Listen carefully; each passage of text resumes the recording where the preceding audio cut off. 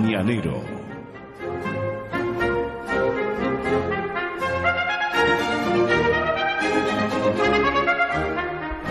Siempre es importante tener un abogado, más teniendo en cuenta, estando en un programa como este, ¿no? En donde aquí, bueno, estamos siempre al borde del escándalo, ¿eh? Entonces la jefa nos mira y nos dice, pues sí, la verdad que tenéis razón. Letrado José Miguel Serrano, ¿cómo le va? Muy buenas. Muy buenos días, Pedro. Un placer tenerlo aquí, como siempre. El letrado. placer es todo vuestro, ya lo sabes.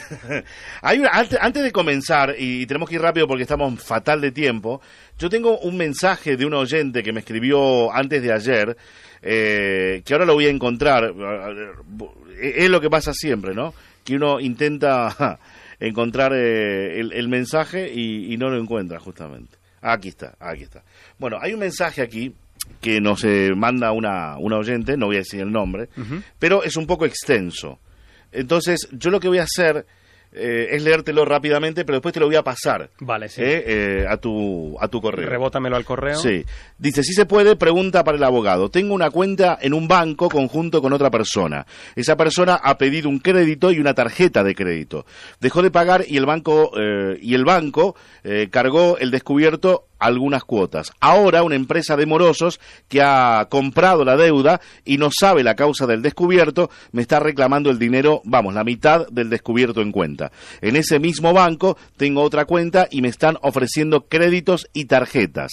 A la empresa de cobro de morosos les he contestado que si el banco un banco, ¿no? Carga al descubierto es su problema y que dicho descubierto no viene producido por ningún asunto mío.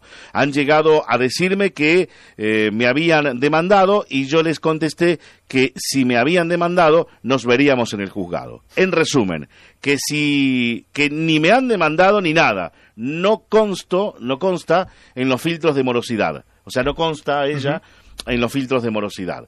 ¿Tiene poder la empresa de morosos para ponerme en los filtros?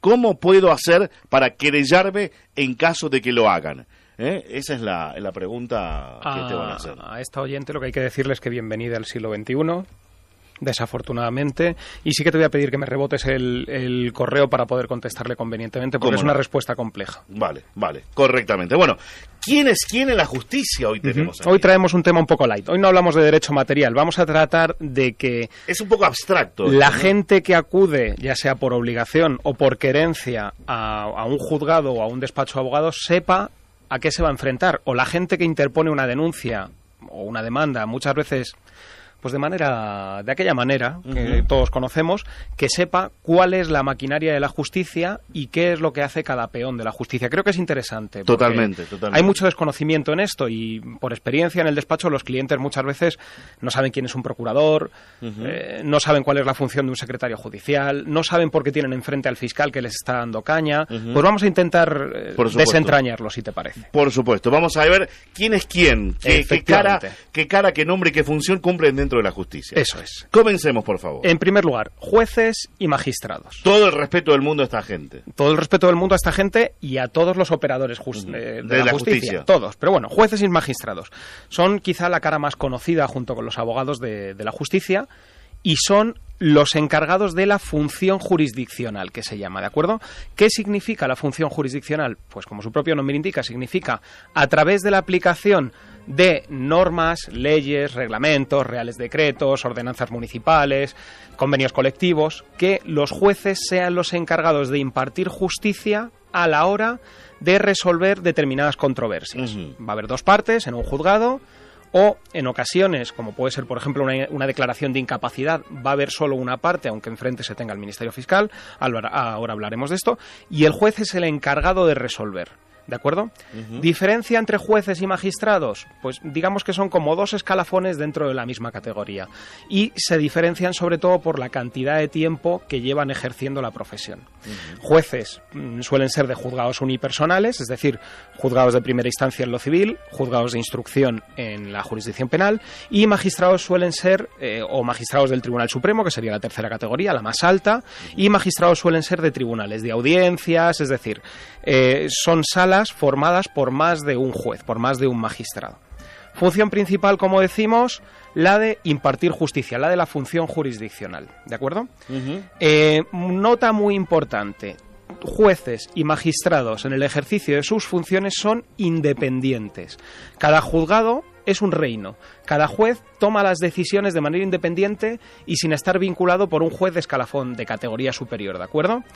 Independientemente de que luego la gente tenga la capacidad de poder recurrir a una audiencia superior o a un tribunal superior y ese tribunal revoque la sentencia. Pero los jueces no reciben órdenes de absolutamente nadie. Solo se ven sometidos a la autoridad de la ley, a la autoridad de la norma, única y exclusivamente. Ni siquiera del Poder Ejecutivo de la No. Precisamente la democracia reside en la división de poderes, en el poder ejecutivo, el gobierno, el poder legislativo, los parlamentos y el poder judicial, que en teoría, a priori, es el encargado de controlar a los otros dos poderes, los abusos de los otros dos poderes y de regular o de, como decimos, dirimir o resolver las controversias que puedan suscitarse entre particulares. Ahí está, muy bien. Eso por lo que respecta a los jueces, ¿de acuerdo? Correcto. En segundo lugar, secretarios judiciales. Sí, señor. El secretario judicial no es el secretario del juez, como la palabra nos podría indicar. No le lleva el café. No le lleva el café, ni le hace las fotocopias, exacto, ni otras tareas más oscuras, que puede que lo haga, pero la ley no lo prevé. Los secretarios judiciales son una figura que a lo largo del tiempo, digamos que ha ido ampliando sus funciones hasta el año 2010, en la que asumieron gran parte de las funciones de los jueces.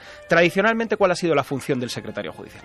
El secretario judicial es la persona de dar fe pública procesal. Es decir, es como si fuera un notario que da fe de determinadas cuestiones que pasan en el juzgado. Pues, por ejemplo... Una toma de declaraciones, por ejemplo. No, en ese caso sería el juez. Pero, por ejemplo... el levantar acta de las vistas de los juicios. Todos los juicios tienen que tener fe pública, pues porque el día de mañana, si queremos recurrir, ahí tiene que quedar constancia. Antes se hacía en papel y ahora se hace a través de una grabación. Pues ese es el secretario judicial el que da fe de que esa grabación es fiel al original. El secretario judicial, por ejemplo, está también en los levantamientos de cadáveres, está presente en los desahucios, en los lanzamientos, está presente en infinidad de actuaciones. Cuando yo, por ejemplo, soy un demandado y tengo que apoderar a un procurador o a un abogado, lo puedo hacer a través de notario o lo puedo hacer directamente en el juzgado a través del secretario judicial. Una segunda función importante del secretario judicial, la organización del proceso. Es el encargado de decir cuándo se celebran las vistas, los juicios. Es el encargado de organizar administrativamente el juzgado. Es el encargado de designar un perito. Y así una gran infinidad de cosas. La agenda del proceso. Efectivamente, todos los trámites de carácter administrativo, el director de eso es el secretario judicial. Nosotros no nos podemos dirigir a un juez, o aunque nos dirijamos a un juez, el juez no va a tener absolutamente ni idea de ese tipo de cuestiones, porque no las lleva. Hay un señor ahí que se llama secretario judicial. Digamos que en el escalafón dentro del juzgado, el secretario judicial y el juez están a la misma altura. Son los dos miembros del grupo A de la Administración de Justicia, son funcionarios de los de más alto rango, y cada uno tiene sus cometidos. El juez más desde el punto de vista material, impartir justicia, y el secretario judicial desde el punto de vista administrativo, procesal, ¿de acuerdo? Correcto. Muy importante, otra función del secretario judicial es el control de la cuenta de designaciones del juzgado. Todos los juzgados tienen una cuenta, en este caso ahora es en Banesto, todos los juzgados de España es en la entidad Banesto, una cuenta bancaria.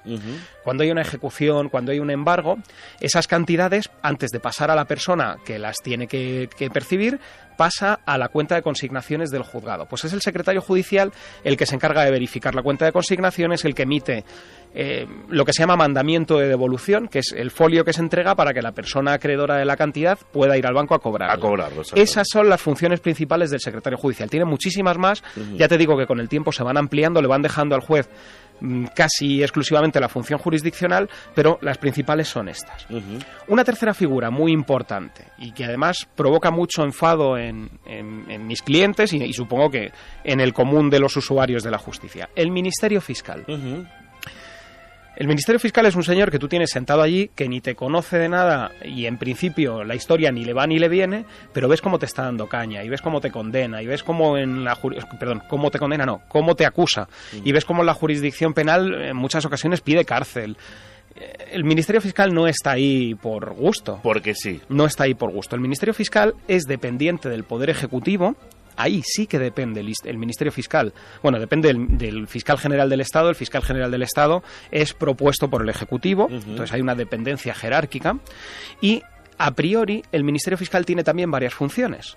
Por ejemplo, en el derecho penal de mayores de edad, el Ministerio Fiscal es encargado de velar por el derecho de legalidad, que se llama, el principio de legalidad.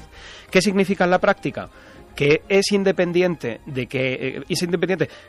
o no tiene nada que ver que haya acusación particular o no para que haya una acusación. El Ministerio Fiscal es el que puede ejercer esa acusación en cuanto vea que hay unos mínimos indicios de la comisión de determinados delitos. En el caso de, derecho penal de adultos, el fiscal lleva acusación en la mayoría de los casos. En el derecho penal de menores, y a ello va el derecho penal de adultos también, lo veremos en un par de años o incluso en menos tiempo, el fiscal es el encargado de la instrucción del procedimiento. Ejerce como de juez de instrucción, es decir, es el que vela por las garantías del derecho de defensa de los denunciados o de los imputados. Insistimos, a día de hoy en derecho penal de menores, a no mucho tardar en derecho penal de adultos también, y actúa como pueda actuar más o menos un fiscal en Estados Unidos o en Francia, que son los encargados de llevar la instrucción del procedimiento, dejando al juez solo el enjuiciamiento del tema. ¿De acuerdo? Perfecto. En jurisdicción civil, dos funciones básicas. Imaginemos que hay un divorcio con hijos menores y el fiscal, en función de esa defensa del principio de legalidad, tiene potestad para solicitar medidas y para solicitar pruebas. En derecho civil se encarga de velar por los derechos de los más necesitados, en este caso de los menores. ¿Por qué? Porque desafortunadamente estamos acostumbrados a ver un padre y una madre que lo que hacen es que se pelean entre ellos. Se arrancan los pelos entre ellos por... dándoles absolutamente igual cuál es el interés del menor, de su hijo. Totalmente. Pues aquí aparece la figura del Ministerio Fiscal y suele coincidir con que el juez le hace caso al Ministerio Fiscal. ¿Por qué? Pues por lo que decimos, no tiene ningún interés directo en el pleito, simplemente está ahí en interés del menor. Sí. Una segunda función muy importante del Ministerio Fiscal en derecho civil es en los supuestos de que se intente incapacitar a una persona que no pueda regir su figura, su persona y sus bienes, se le intenta incapacitar. Pues enfermedades degenerativas como el Alzheimer, por ejemplo, sobre todo más cuestiones mentales, más cuestiones de degeneración psiquiátrica, psicológica, neurológica. Pues el Ministerio Fiscal es el encargado de velar por los intereses de esa persona realmente no puede regir sus bienes y su persona. ¿Por qué? Tú imagínate un anciano ultramillonario que tiene unos hijos que son unos déspotas e intentan quedarse con sus bienes antes de que esa persona fallezca. Y se dedican a fastidiarle y a presentarle demandas de incapacitación. Pues ahí hay un señor, aparte del propio señor anciano, el Ministerio Fiscal debe velar. Y aparte del abogado del perjudicado en este caso. Efectivamente. Lo que pasa es que hay ocasiones en las que el perjudicado sí que puede tener un cierto nivel de degeneración y no enterarse bien de las cosas. Con lo cual, para eso está la figura del funcionario que vela por el principio de legalidad, que es el Ministerio Fiscal. Que le puede decir hasta busques un abogado. Sí. Como vemos, el fiscal es una persona muy importante, sintiéndolo mucho por muchos de mis clientes, claro. Porque ya te digo, que salen de la sala y te dicen, ese señor, ¿por qué me ataca a mí? Sí. Pues te ataca porque es su trabajo. Es su trabajo. Y sale de trabajar y no creas tú que se olvida de ti. O sales tú de la sala y no creas que se olvida de ti. Otra figura muy importante que viene de la Edad Media es el procurador de los tribunales. El procurador de los tribunales era el señor que en la Edad Media iba a caballo desde el juzgado hasta donde los abogados ejercían desde lo que era el tribunal por aquel entonces, o el reyezuelo, o el conde, o el marqués, que era el que impartía justicia, emitía una resolución y para que le llegara al abogado pues ni había fax ni había correo electrónico, con lo cual teníamos a un señor que era el procurador, que era el que se encargaba de las notificaciones de un sitio a otro. ¿Por qué? Porque podía haber 30, 40, 50, 60 kilómetros o leguas 200, o lo que fuera por aquel entonces, y se encargaba de aquello. O codos. A día de hoy, ¿qué es lo que hace el procurador de los tribunales? Es una figura muy controvertida también, porque el cliente, donde vienes al despacho del abogado, y ve cuál es el trabajo que hace el abogado. No ve directamente a priori cuál es el trabajo que hace el procurador, pero desde mi punto de vista es una figura muy importante. El procurador, según las normas procesales, es la persona encargada de representar procesalmente al cliente. Es el encargado de presentar los escritos, es el encargado de recibir las notificaciones, de que le sean entregados los mandamientos de devolución. En muchas ocasiones el procurador de los tribunales ejerce también como propio notificador, puede ser que le tenga que notificar a la parte contraria.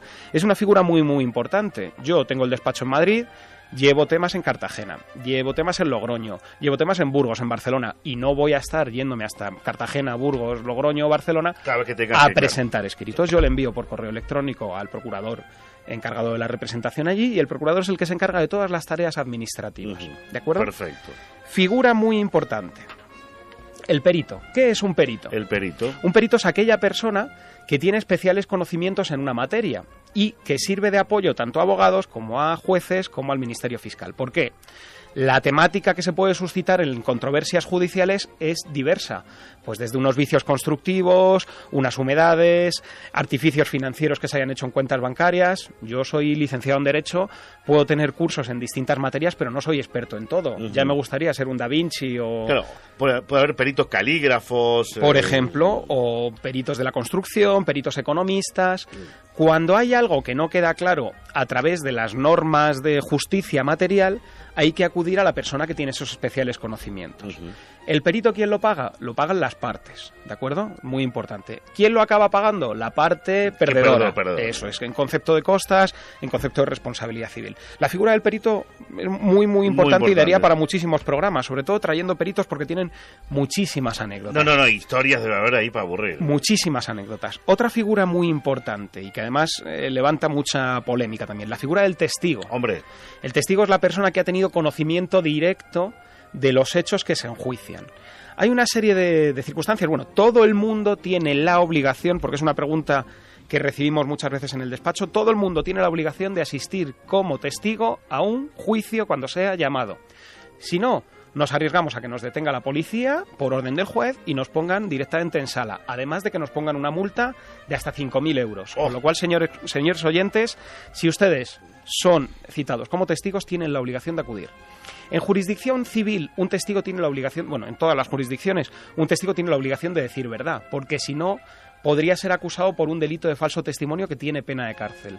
Ojo la gente que se la juega por un amigo, por un conocido, no merece la pena. Cada día nos encontramos con problemas muy, muy grandes derivados de esto. Un detalle importante, una anécdota. No tienen obligación ni de acudir ni de declarar como testigos ni el rey, ni la reina, ni el príncipe, ni el resto de miembros de la familia real que pueden declarar por escrito, ni el presidente del Congreso de los Diputados o del Senado, ni el presidente del Gobierno, ni el fiscal general del Estado, ni el presidente del Tribunal Constitucional, ni el presidente del Tribunal Supremo Consejo General del Poder Judicial, ni los presidentes de las comunidades autónomas. Asimismo, pueden declarar desde sus despachos todos los diputados y senadores. Son unas prebendas, aparte de los salarios que tienen por ser representantes públicos.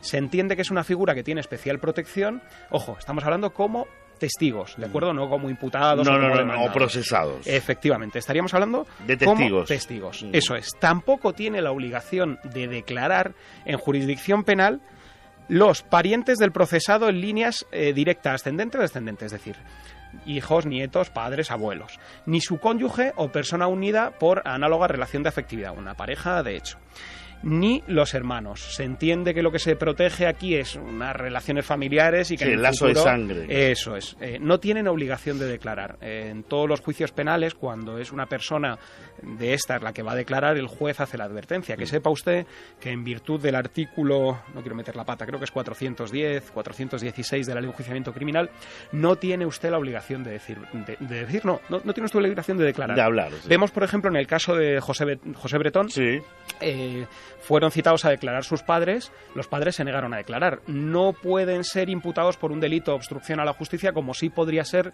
imputado cualquier otra persona que sea citada como testigo, porque la ley les ampara. Y nos queda la figura más importante, ¿qué te voy a decir yo? Hombre, Pedro, por favor, si quieres, preséntala tú. Sin él es imposible. El letrado, el abogado. La figura del abogado, por favor. El abogado, que viene del latín advocatus, que significa llamado al auxilio.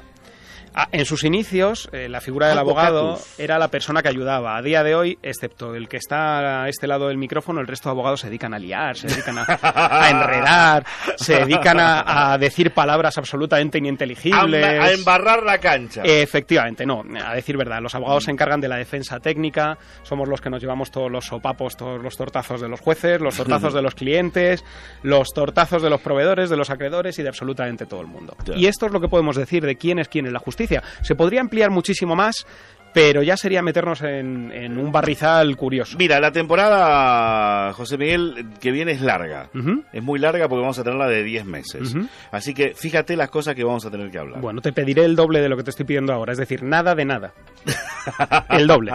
José Miguel, ha sido un placer, un honor tenerte estos meses aquí y ojalá, si tú quieres, esta es tu casa y estás invitado a participar en la temporada. Muchísimas gracias por tu invitación y contad conmigo a partir de septiembre. Por supuesto, hay que decir, si la gente quiere acudir a ti, ¿dónde tiene que hacerlo? Bueno, pues si a lo largo de estos meses de verano, nosotros estamos disponibles 12 meses al año, somos 12 meses, 12 causas, o a lo largo de cualquier mes del año se quieren poner en contacto con nosotros, nos pueden llamar al número de teléfono 609-636-894, enviarnos un correo electrónico que será cumplidamente respondido a la dirección info@gvarelaabogados.com o acudir a nuestra página web en la que aparecen todas las formas de contacto, que es www.gvarelaabogados.com. Un abrazo muy grande, José, y que tengas para vosotros un muy buen verano. Muchísimas gracias, igualmente. Muy amable.